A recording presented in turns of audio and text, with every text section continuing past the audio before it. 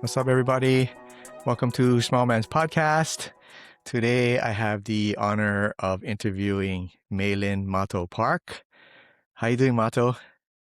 Doing good. How about you? Doing good, doing good. Like I told you, retired life is awesome. No I know. complaints from my side. Yeah. Yeah. I want to kind of first start off by asking you, how did the nickname Mato come? Where did that come from? Oh, that's actually a good story, actually. And I'll keep it short because there's like always the long and short version of every story. So my name is Maylin. Um, I got the name from my grandfather, who named my mom's name is Sandra Maylin Park. I carry my mom's middle name. My daughter carries her first name. And when I was a baby, I always had makapia in my eyes. This little Asian baby with makapia in her eyes, and my eyes used to always be shut closed. And at the time, my parents used to watch these like samurai movies. It was called Zato Ichi. I don't know. Yeah, Yeah, yeah, yeah, yeah, yeah. yeah, yeah. So they were all into those Zato Ichi movies, and they used to laugh at me and go, "Ah, Zato Ichi," and they used to call me Zato Ichi. And then later in life, like it cut short to Zato, and then Maylin and Zato became Mato. And then my family don't even know my name is Maylin. And my family's always called me Mato. Um, and then when I started playing sports, like in when I was a kid, then my family would be on the side and they'd be yelling, "Go Mato!" And then my friends are like, "Who's Mato?" And I said, "I don't know." um, and then eventually, certain places I felt comfortable with people calling me Mato. For a while, I don't feel I haven't felt comfortable like in professional spaces in school or Mm, like at mm, work that people call me Mato. I'd always go by Maylin, like my formal name, I guess. right. But as time goes on, I'm like, man, I am Mato everywhere I am. And so even at work now, I'm like, you can. It's almost like a privilege, like rite of passage. I'll introduce myself as Maylin, but as time goes on, I'm like, you can call me Mato. But I respond to any. I don't have a preference as long as you don't call me Ling Ling. I'm good to go. Yeah, yeah, that's the All story of right. Mato. That's a pretty cool story behind that. I All right. know. Okay, so normally I ask people where do they train at. I think Yeah. you're kind of in flux, but why don't we talk a little bit about your jujitsu where it's at right now? Okay. Where it's at, you have to talk about where it came from, right? So Okay. I originally started my jujitsu journey, I think in around 2009, at Mad Tiger Academy. It was actually my good friend Kavika Jaja doesn't jitsu anymore. He invited me to train at Mad Tiger. At that time, we're out of Rec 3 at MTA. And I think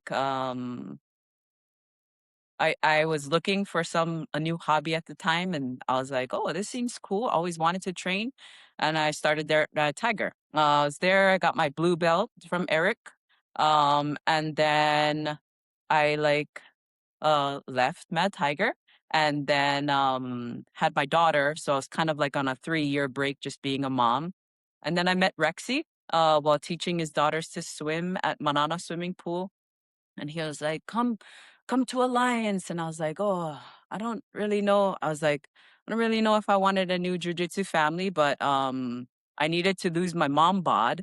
So I went to Alliance, met some awesome women, which was very different for me because at Mad Tiger there were really no other women.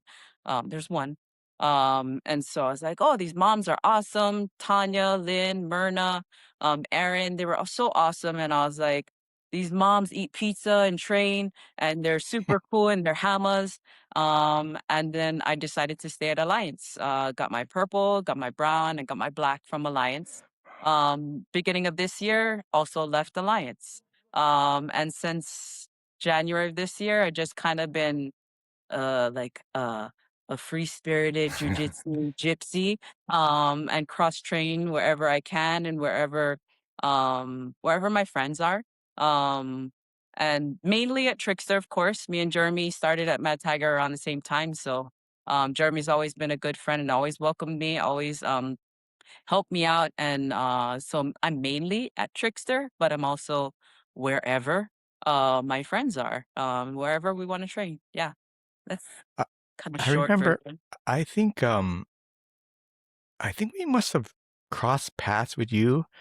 Like Carter seems to remember you from Alliance Open mats. And here's what he would say. He would say, "Oh, that lady, she would go super hard on me, man."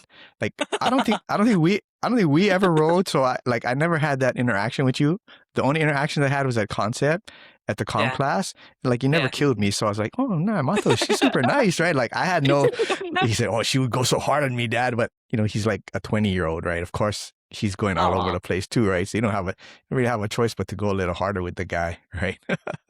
Alliance Saturday open mat was my jam. Like that was one of the best times of my like jujitsu life. Like it would be such a cool crew of people. Like it was that was like my Alliance fam and my favorite night to train. Like I would give up parties, give up everything else because I was like, sorry, man. Saturdays for open mat. And I'm sorry if I went hard, but I was so amped on jujitsu. And probably at the time I was competing, so Yeah, I called it yeah. like permission to be an asshole. Like when I compete, I'm like either you're getting full speed me or skip it Right. because yeah. But that was good times, man. That was one of my favorite times. So, can you kind of think back to like when you first started Mad Tiger? Like, what was kind of going through your head? Like, you started jujitsu, like you said, you're one of the few women there. Like, did you like ever feel like, oh, I don't know if I'm gonna stick this thing out, or were any of those kind of thoughts running through your head? Absolutely not. I knew I'd love it. Um, I mean, what I tried to or I explored like jujitsu with my cousins when I was younger. My cousin Mm. Sean Boy from Maui, and but I never liked like he liked more MMA style. And I was never really into MMA. And so when Kavika invited me to train at Mad Tiger, I think I watched for like like you sit on the side for like a month and you kind of watch and you never really put on a gi until then. I think I watched for like a week or something and then I put on a gi, and I just freaking loved it. Like I knew I kind of just knew I was like always gonna love jujitsu. There was no question in my mind that I loved it from the start. I think through time, of course, and this comes up all the time. Like it gets hard. Sometimes it gets hard being the only female on the mat. But to a certain degree, like the person that I am, I'm like, I'm the only fucking female on the mat. Like that's freaking cool. Like how can like that's more to me. Like I want to show my daughter, show people that it's doable, that, like we don't have to sit on the side and watch.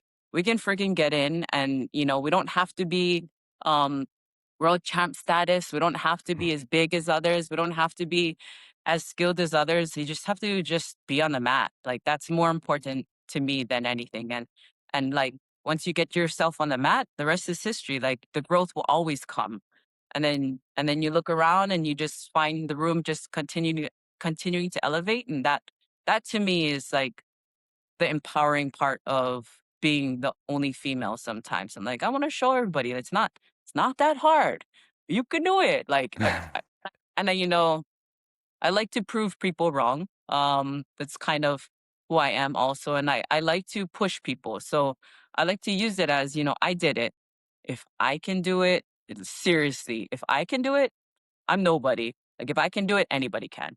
And I believe that because I mean, it didn't come easy. It didn't come like nothing Mm, comes mm. easy to me. It's hard work, showing up. Yeah.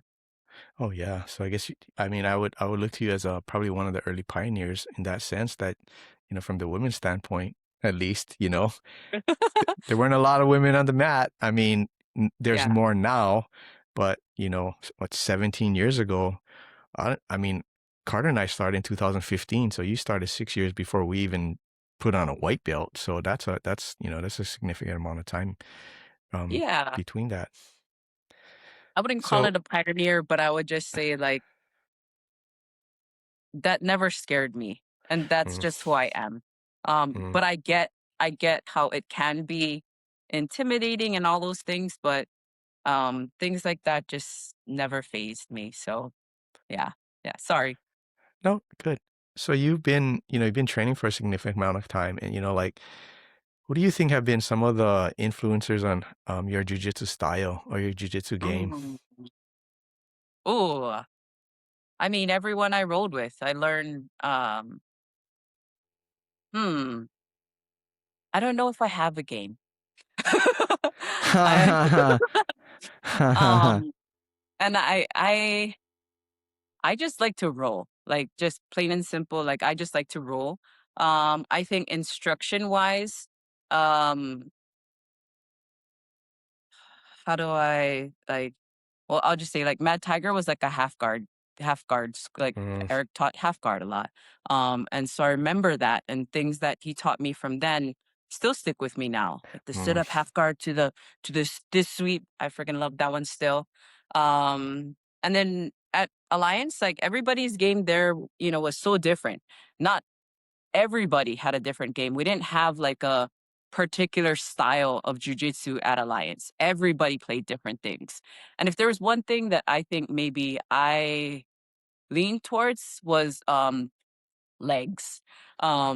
Leg attacks and leg entanglements and that only came because when I got my brown and I wanted to compete as a brown, then I was like, I better freaking learn legs before one, I get hurt, and two, I lose.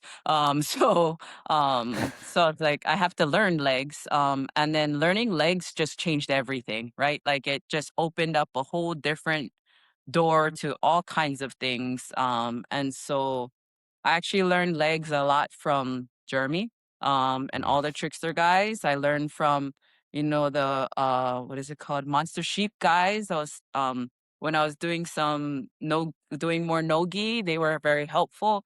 I mean, everybody always helped me with leg things and just I don't know, I like playing around with things and finding new things. So um I think learned that from a lot of people. Oh, and all the workshop people, of course. The workshop guys. So Yeah, yeah, yeah. The yeah, workshop yeah. guys. So legs just became fun, and I would say that everybody influenced my game.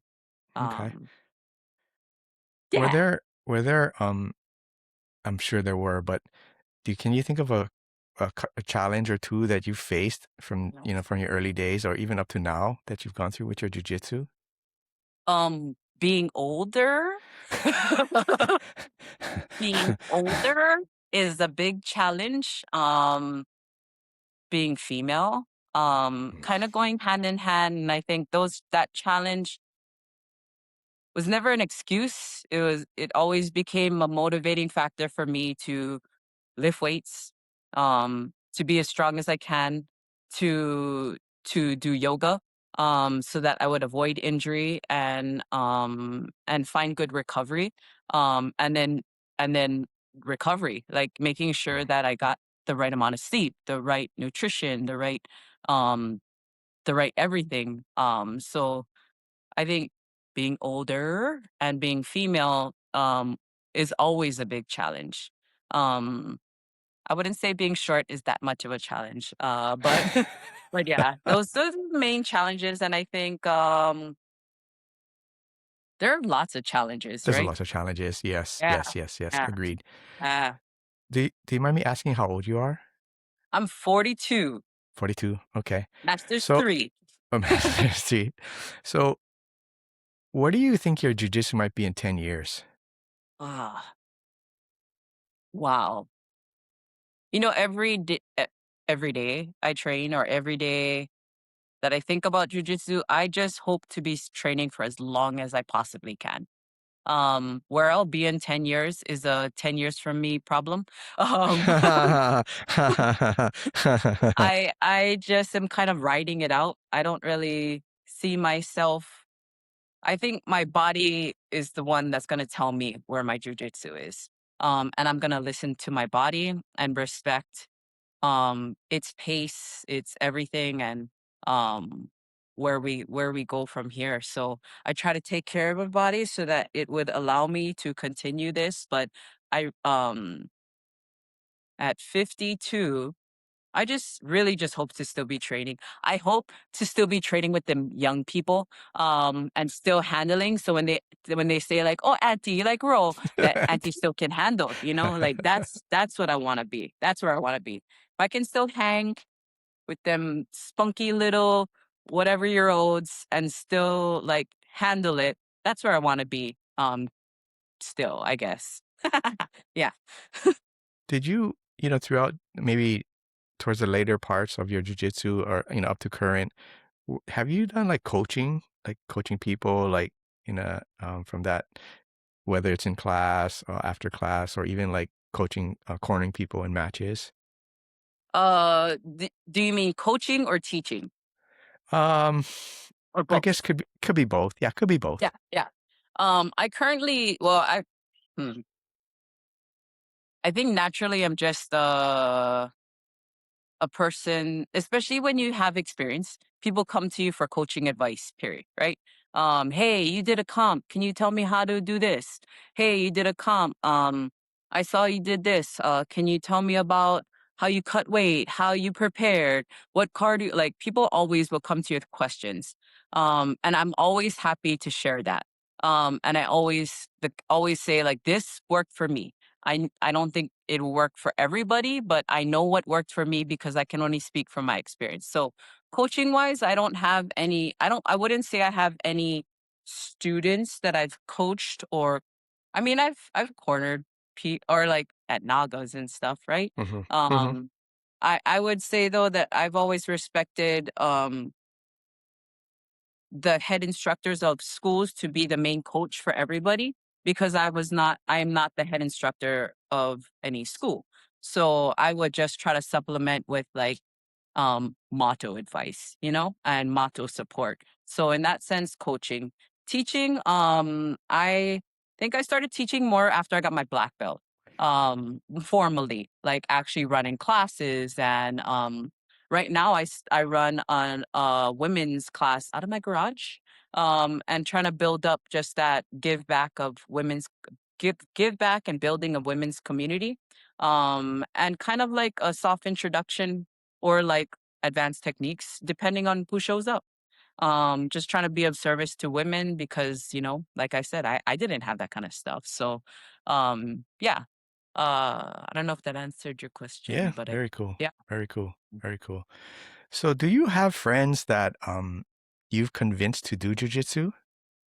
I thought you were just gonna say, do you have friends? We all have friends. Come on, Mato. I mean, I have too many, lots of friends. Do I have any friends that I convinced to do jujitsu? Probably. I can't think of who in particular. Like, I'm sure there's lots of people. They may not have like, it may not have be explicitly me though, because I mean, like, I don't think I can convince people to try it. Hmm. But it's up to the person to continue it. So I think I introduce people. I've brought people. I've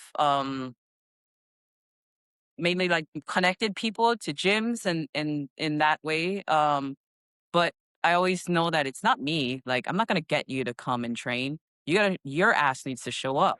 Right. So it's I don't take any credit for that. It's really not my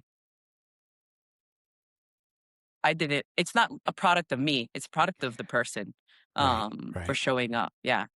I've gotten people probably to sign up. I've influenced, I would say. I've not done any. I've influenced people to compete.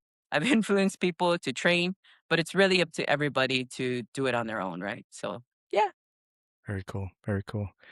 All right, let's segue into competition. Um, can you remember the first time you competed? Ooh, yeah, I do. NAGA 2009 probably. Uh 3 months Oh. after I started jujitsu. Um yeah, that was a fun one. Double swords back then when they used to give swords at NAGA, Mm-hmm. not make you Mm-hmm. pay for them. But I did gi no gi.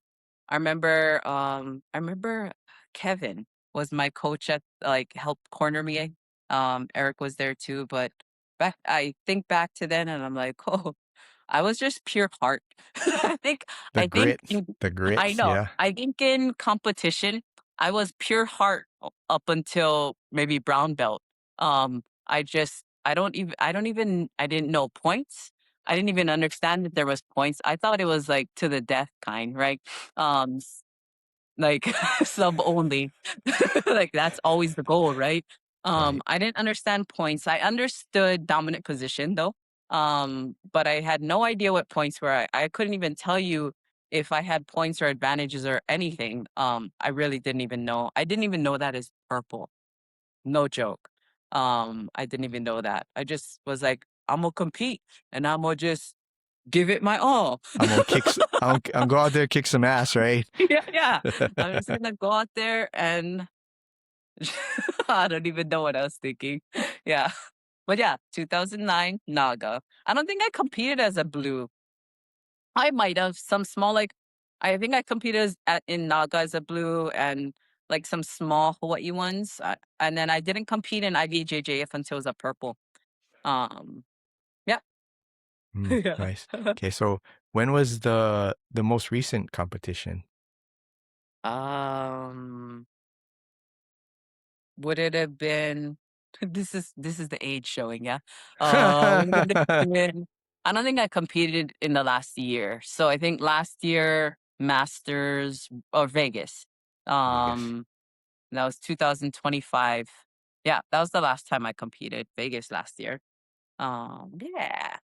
So for for somebody who hasn't competed outside of the island, uh would you have any pointers or, things to kind of make them aware of for traveling to compete? Oh, well, everybody's different when they travel. So, um,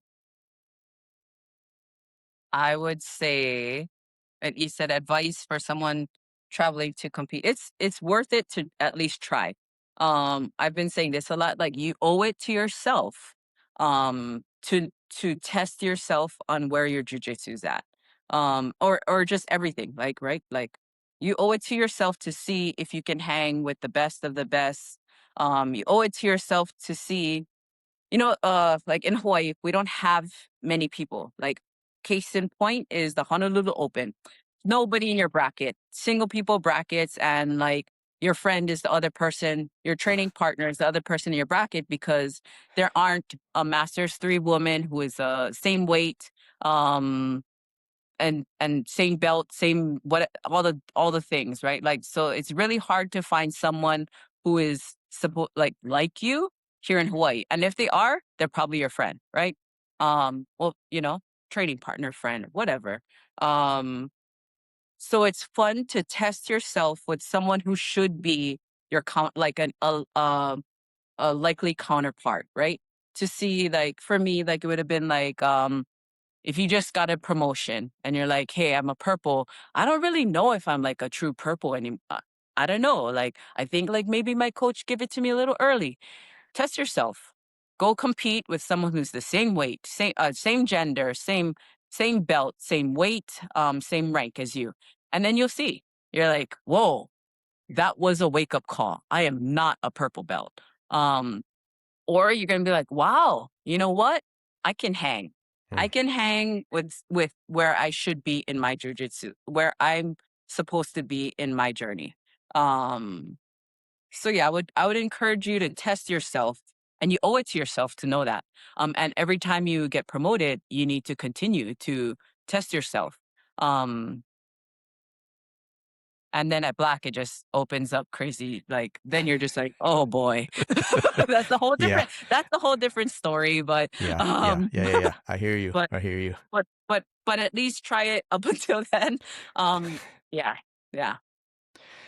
You really have I feel this competitive spirit built into you. So like when you were younger, um, what drove was it like school sports? Was it like relatives and friends? Like what kind of built this Mato drive to be competitive? I just feel it when I talk to you.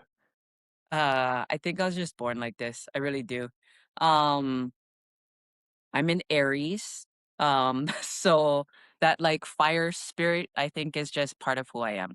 Um, I say that because I have a sister who is a little older than me, about year and a half, almost 2 years older than me, and we are like night and day.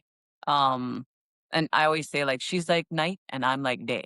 And I think I always had an interest in like just moving my body, and wanting to like get out and play, and get out and do stuff and just do. Um, and that's just the way I am. I think it's just in my DNA. And that's just the stars that I was born under. The I think also so not just my like being born into it. So this is hard because I just said that my sister's not like me. However, I'm also my ethnicities. I am my dad is Korean, Irish, German. My mom is Hawaiian, Chinese, Japanese. And so I always say like I carry a lot of that fiery Korean, Mhm. like Chinese, like I think of my grandparents and their fiery spirit, and I don't think they influence me, but I think they're in me. Um Mm. so I think that just is like that fire was just always in me. And I can't contain it. So that's Hey, what you get. I mean, you are who you are, right? That's Yeah, awesome. yeah, Did yeah. did you did you play organized sports in youth during your youth? Yeah, so I grew up in Wailua. I should have started with that, by the way. Born and raised in Wailua. Um, being in like living out in the country, there wasn't much, right? Like there wasn't like much organized sports, I should say, right? Mm. And so and my and we lived in Wailua, so driving anywhere was a journey, right? So when my parents finally allowed me to play a sport, the first sport I was like, oh, I want to play baseball with my friends. And they're like, that's for boys. And then finally like a softball league started in Wahiwa Bobby Sox. And so I actually started playing sports doing that. And I was a catcher, hence the like tree trunk legs and squatting position. I was a catcher for years, so I played softball for a long time. I don't even remember how long, probably at least like 5, 10 years, something like that. Wow. And then when I was in high school, and growing up in Wailua, I'm also a water girl, right? My dad's a fisherman. Hey, hey. Um, and so we were always like at the beach. It's why I love diving as well. Like I'm part fire, but also part water, right? And so I always liked water sports. And so I paddled canoe, canoe paddling. And so I paddled for Manawake Kai, and then I paddled in high school at Kamehameha schools. And then natural progression from paddling at in an ILH sport was kayaking. Um, what is it called? Like, it's called a C1 or whatever, but surf ski thing. And so I did that in high school. I also in high school that is actually an Olympic sport, kayaking. Wow.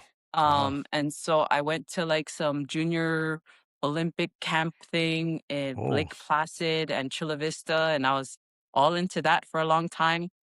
And then I went to college and that kind of fell off. Um, and then I picked up surfing. And surfing's not competitive, but I probably took it like a competition. um, um, and then and then after surfing was jujitsu.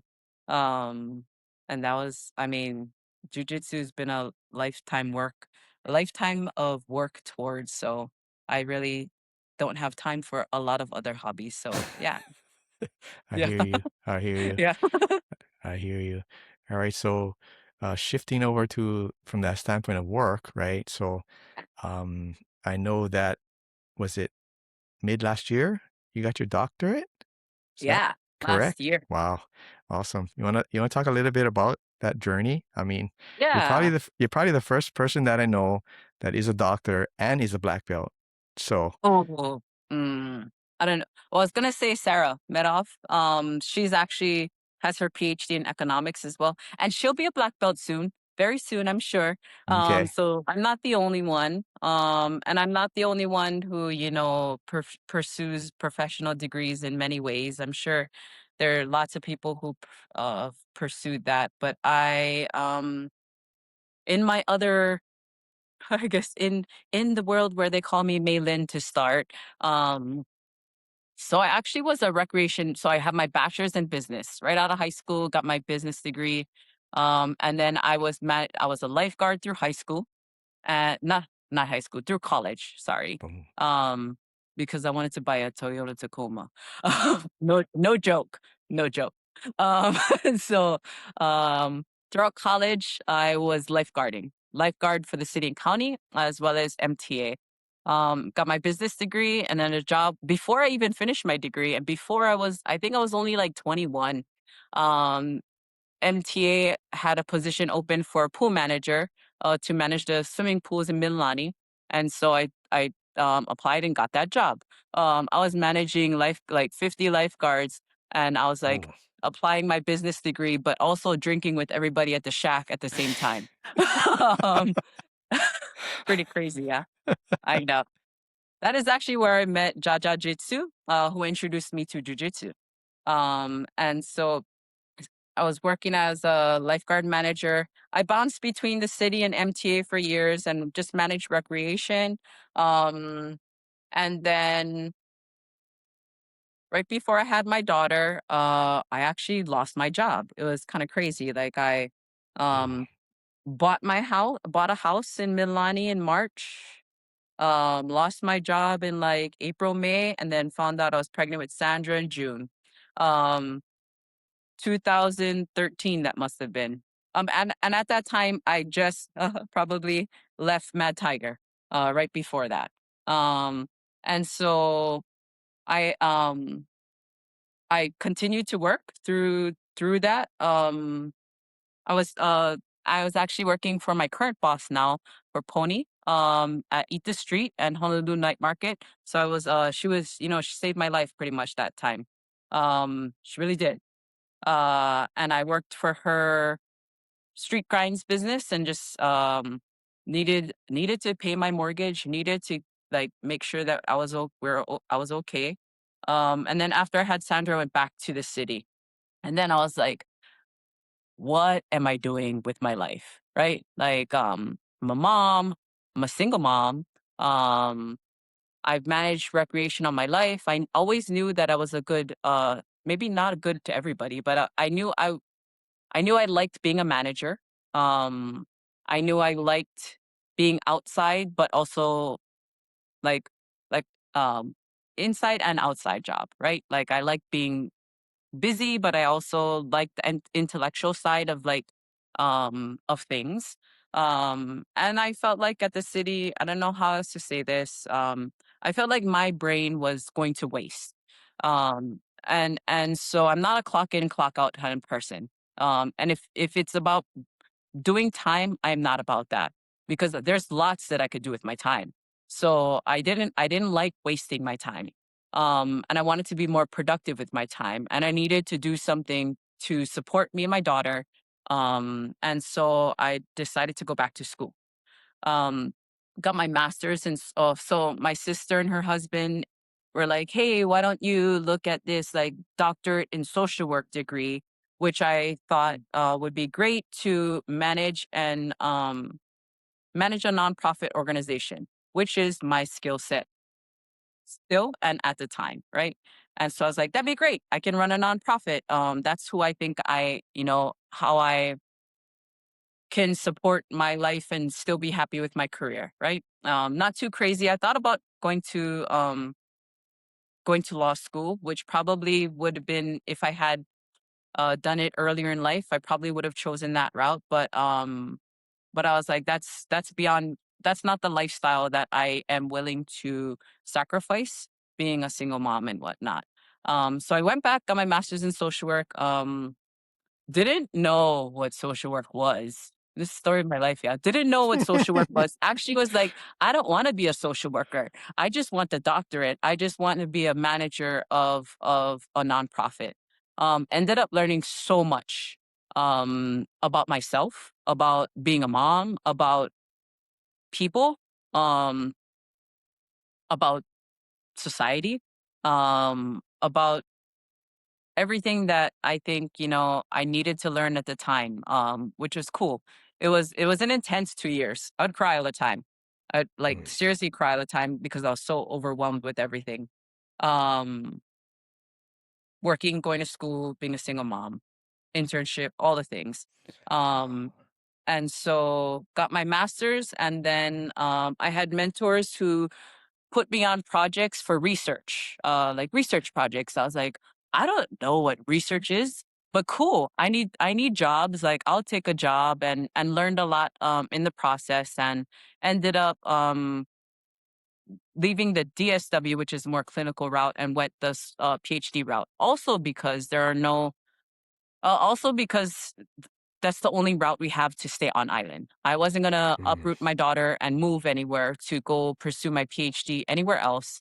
UH was pretty much my only option. Online degrees are so expensive as well, so went straight from the master's in social work program into the PhD program. At that time during PhD, that was when I was competing a lot. And just jammed through the PhD classes, got my proposed my dissertation, and then I took a freaking break.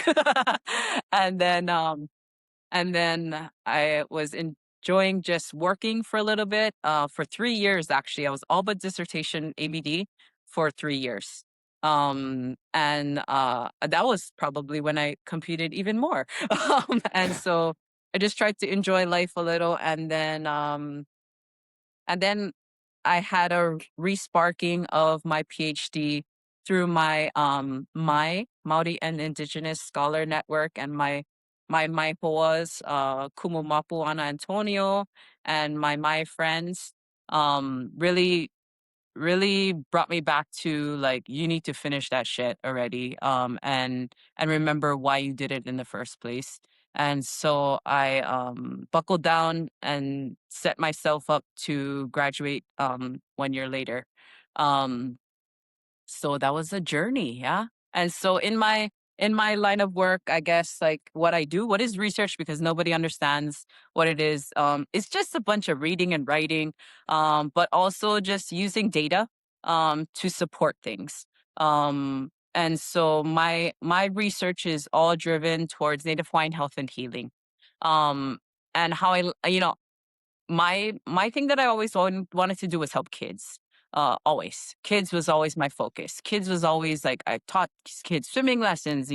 Everything was always for kids, and that was what I've always wanted to do. My dissertation was different because IRB is hard to get for kids, so my dissertation was actually on obesity and physical activity among Native Hawaiian adults. But I guess going back to why I do Native Hawaiian health and healing is because I found that there's not enough people doing it. Um, and and and the disparities are crazy. Um, and coming from Kamehameha schools, coming from living here in Hawaii, period. Um, we need justice for Hawaiians. Um, we need equity for Hawaiians. So um, I was fortunate enough to study under some great kumu, who, just like in jujitsu, their kind of time was running out and they retired. They retired there, and so this, like, call for people to continue their work. Just kind of landed on not on me, but like I I I'm honored to continue any work of any of my kumu, and support the work that they've done, because we would not be where we are without the work of many people in different worlds, right? This I'm In the world of research, though, we need a lot more leaders in the world of research to be advocating for Hawaiians. And so um continued to just be in that realm, and and just meeting different people and being on different studies, different projects, different jobs, different things. Just the kuleana is strong there. And that's sometimes hard, right? Like, to have that kuleana, but then also the kuleana of being a black belt and all of those things. So I'm grateful that my worlds are kind of finally aligning so that I can bring everything that I am into all spaces so that I can, acknowledge that I'm a black belt in my workplace, but also in my world of open Mato, especially that I bring that with me, with bring my PhD with me as well. And so I currently work for the Office of Hawaiian Affairs. If you come back to this video, I probably don't intend to work there for very long, but I enjoy what I do now. I enjoy who I work with now. I enjoy the work that we are putting in to uplift Hawaiians, right? Um, s- that's my one part-time. That's my one full-time job. I also work with UH on various studies. One being a Native Hawaiian houseless study, unaccompanied youth study. Love that work. And then I probably have like four other projects somewhere out there. Um, but I say this, like, I only say yes to the things that I think are worth it, because my time is our time is valuable, right? And I could definitely be on like 20 other projects, but I need to still train. I need to still spend time with my daughter. Yes. And so I'm very strategic about what I say yes to. And I only say yes to the things that I think are I only say yes to the things that I know I need to say yes to. But yeah, that's me. Like 10 minutes ago, I was in there working with some charts for a grant for Mahiai. But yeah, I want to elevate that more. I don't think people know that about me. And so I'm grateful for you to provide this space to talk about it. But I've always kept my life kind of compartmentalized and siloed. Like I have work motto, I have jujitsu motto, I have mom motto, I have family motto, I have friend motto, I have mom, all the different things, diver motto. But I mean, I motto everywhere I am. And I really want all the things to just come together because then the work starts like lifting things up even more, right? And so I meet people through jujitsu that are in the same line of work as me, and we can work on things together. I meet people in work who who like me better when they know I do jujitsu, or who actually try jujitsu because they have access to it now through me, right? And Mm, so mm. yeah. Sorry, that was long-winded, but I wanted That's to yeah. I mean, that's a lot that you're tackling there.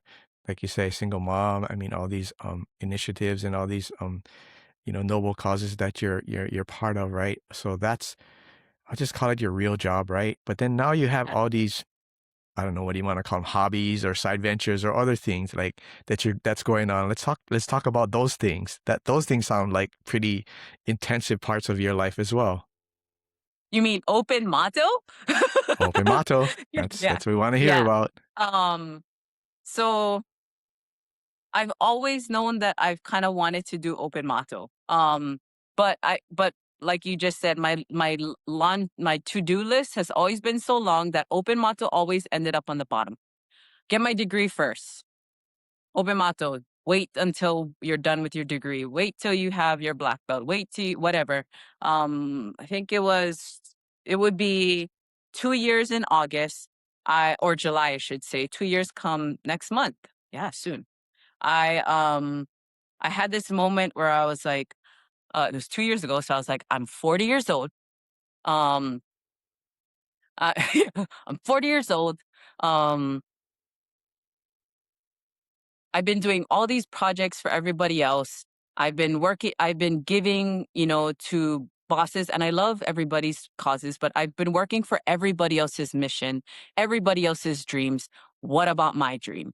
Also had a breakup, right? So like always giving to other people's projects. I was like, I've always put my stuff on or like my nonprofit organization dream of running my own thing.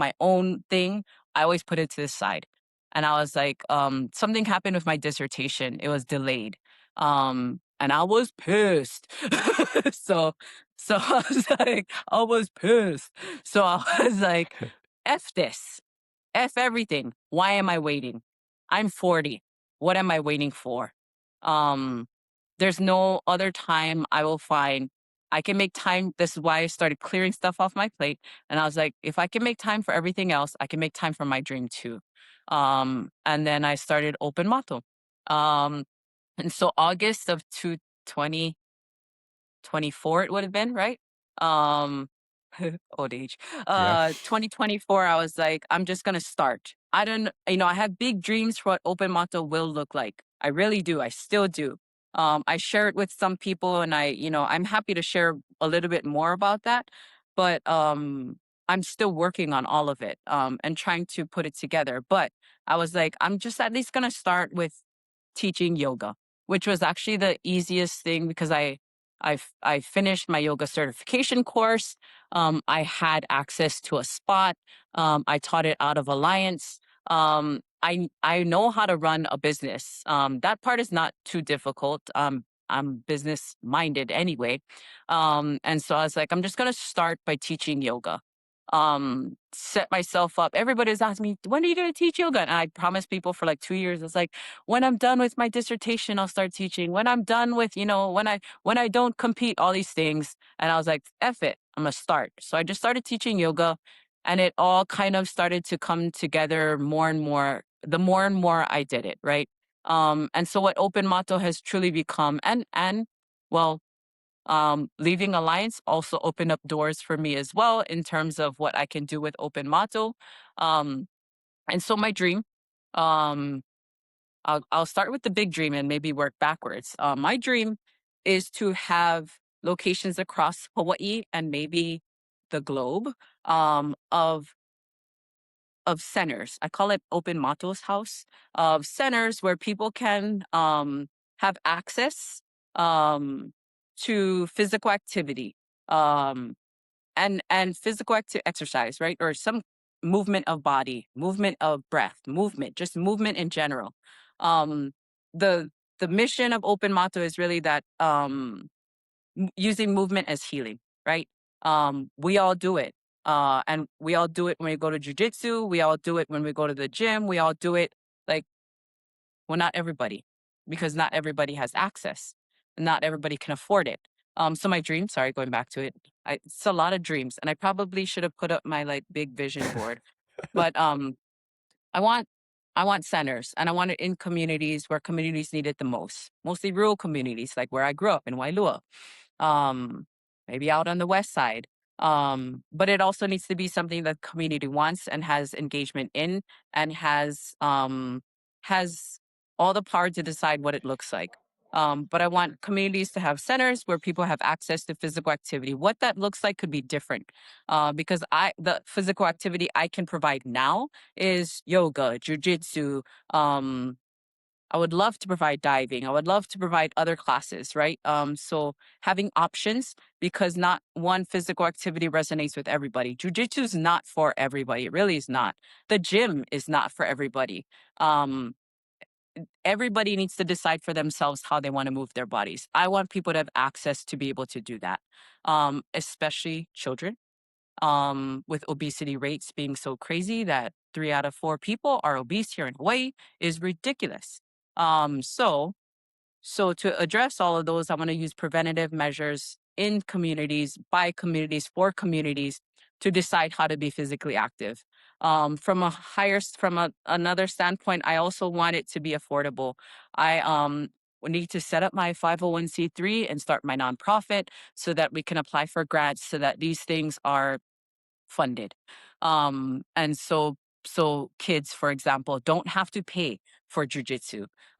So that parents, don't have to pull out extra money out of their food budget when it's between food and jujitsu. Of course, they're going to choose food. So to be able to continue to have access regardless of financial of SES, socioeconomic status, right? And so providing that affordability for people is critical to have access. And then like in public health, it's access, affordability, and appropriateness. For me, being appropriate, like I talk about native Hawaiians, I also, aim to serve Hawaii in general. That includes all the ethnicities in Hawaii, particularly native Hawaiians, but everybody. Um, and to provide a space that is culturally relevant and resonant and sensitive and humble enough to embrace local people. So I say this, like my yoga is not designed for Lululemon yoga girls. It's designed for normal. I mean, not that Lululemon are not normal, but it's designed for people like me, moms who have different things going on, who can barely afford it, who are busy,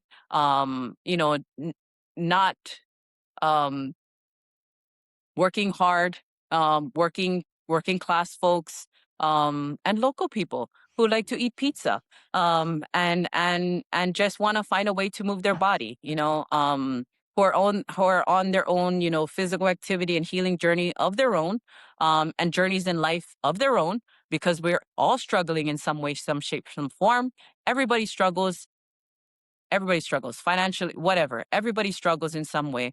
For everybody to bring that authenticity of who they are, their motto, and to be able to find something that is healing for them, to be able to release, to reground themselves, and to leave the room a better person, so that they can take that and be a better mom, be a better dad, be a better teacher, be a better everything, be a better employee, be a better boss, be better, and continue to uplift all of that so that we raise a better generation.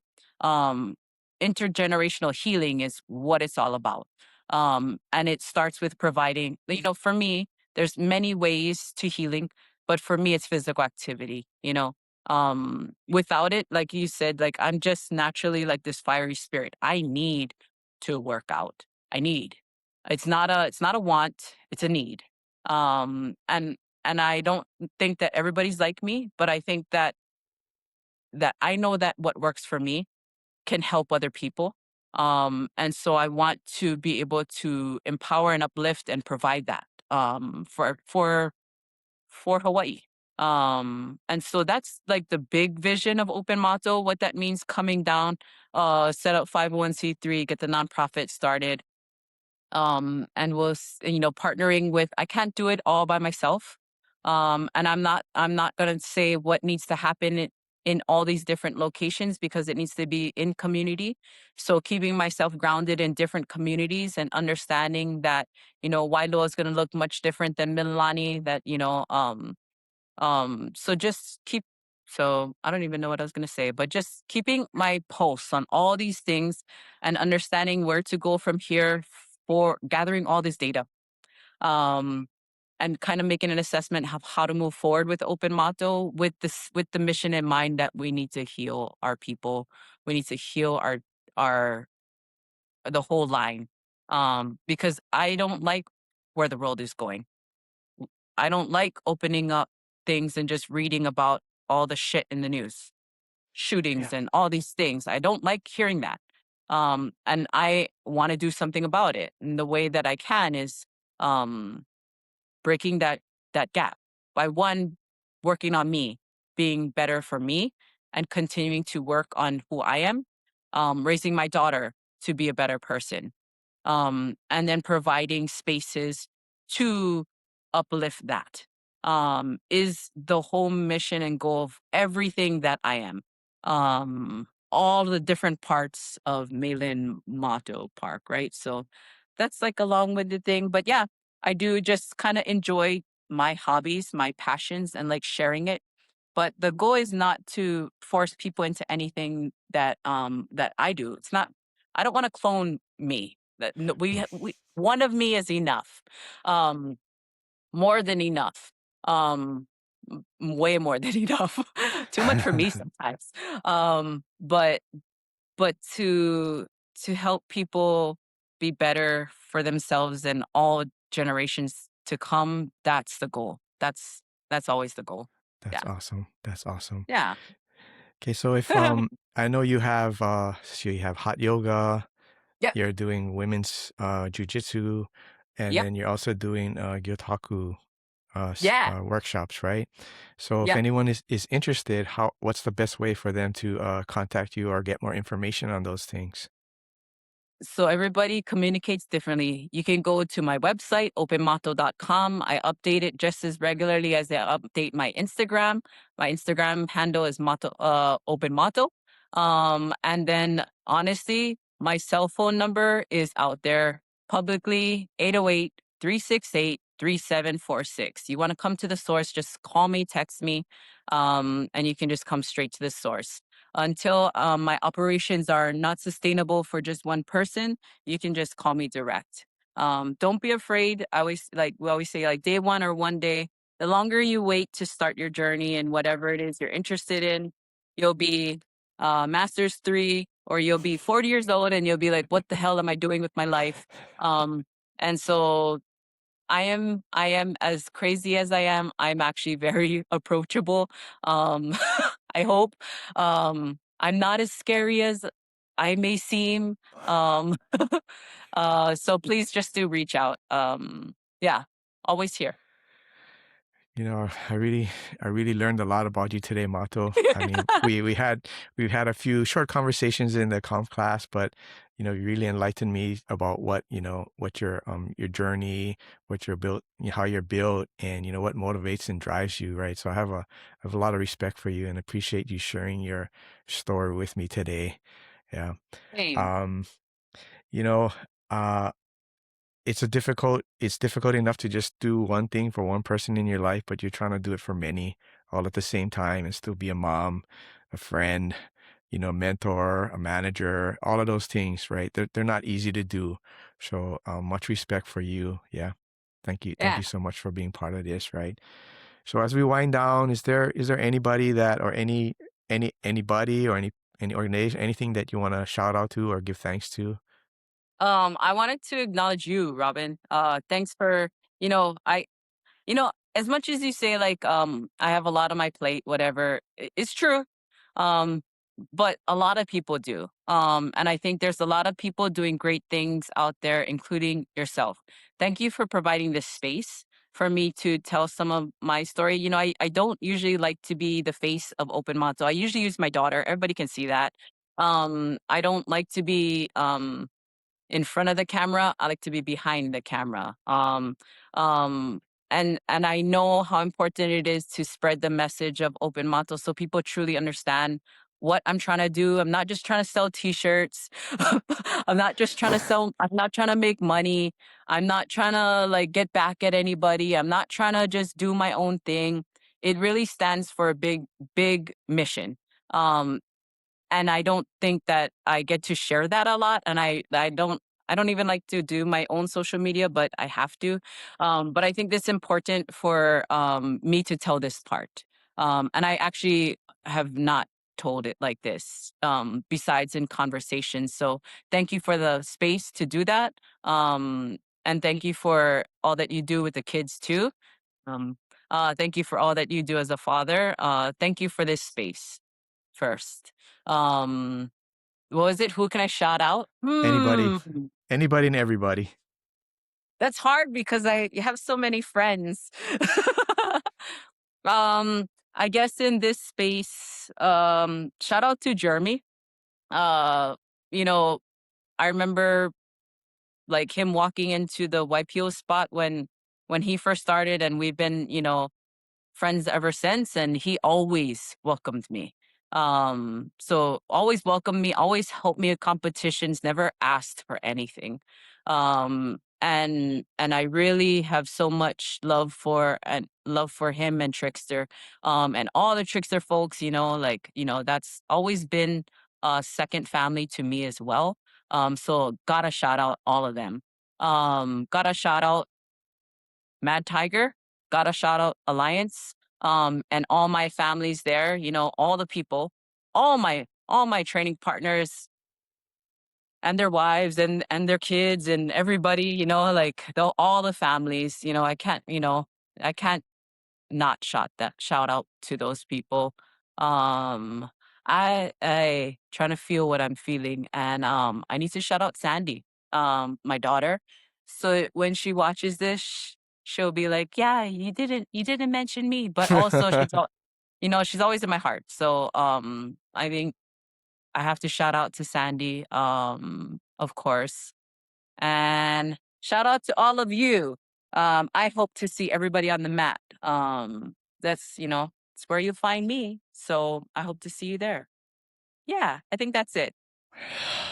Okay, Mato, thanks again so much for spending time with me today. I hope I see you on the mat soon, but like I said, I'm going to come to your workshop. So I'm going to reach out Yeah. to you after this and let's do it. All right. Thanks Okay, again. I have this, so I didn't get to show it, but this is my logo, and Oh, this that's is I'll beautiful. I'll tell the story later on Instagram. All right, Yeah. Mato. From everyone at Aloha. Small Man, thank you so much. Catch you on the next one. We're out.